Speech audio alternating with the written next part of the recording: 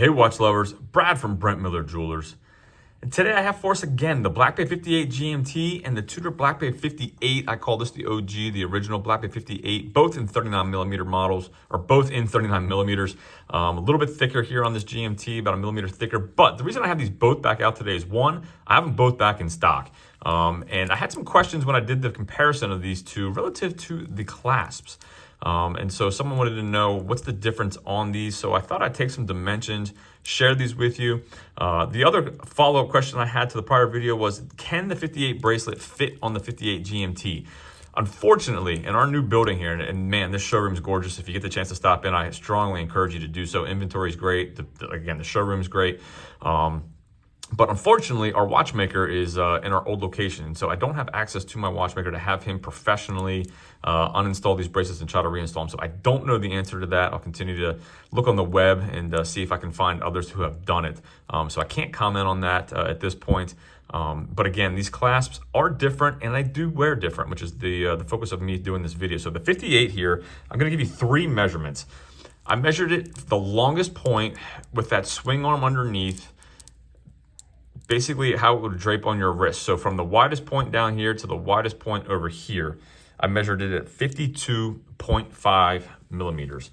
In comparison, on the 58, I measured the 58 at 56.1. So you're looking at about, give or take, 4 millimeters difference on the underside of your wrist. So hopefully you can see that. So the 58 is going to take up more real estate. Again, as is, I'm not sure if you take links out, if it's gonna stay true, just depending on where it is, but you can see that swing arm hangs out longer on the 58 than it does on the 58 GMT with the T-fit. So 56.1 versus 52.5. That's the first measurement I took. The second one is the clasp itself. So from the end of the clasp to the top part of the clasp here, I did measure, I'll give you the third one later, but from the top point here to here on the 58 GMT clasp, 37.6 with the T-fit versus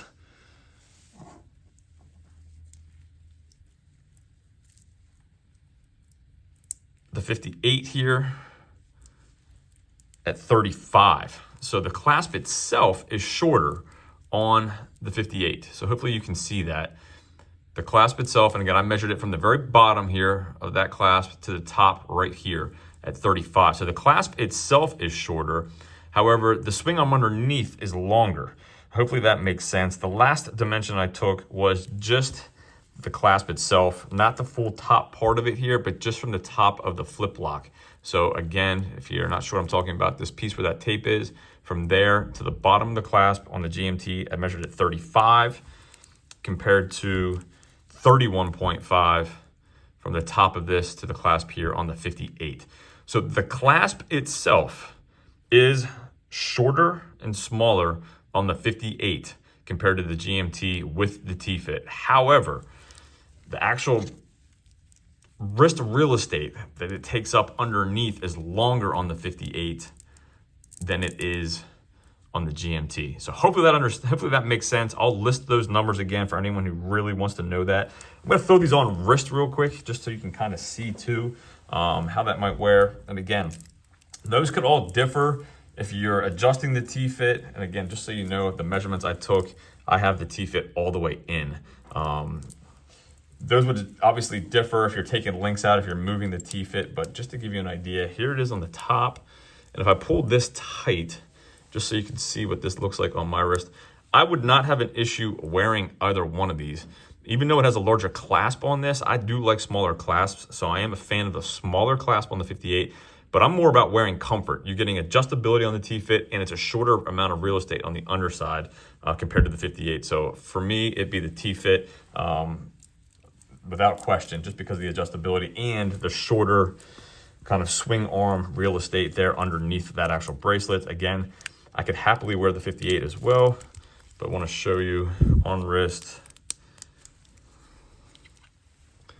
A lot of folks ask, when will the T-fit show up on the 58? I have no idea. Maybe it will, maybe it won't. But again, I have been able to size this. I've worn friends' 58s. I've never owned one, but I've been able to get a good fit.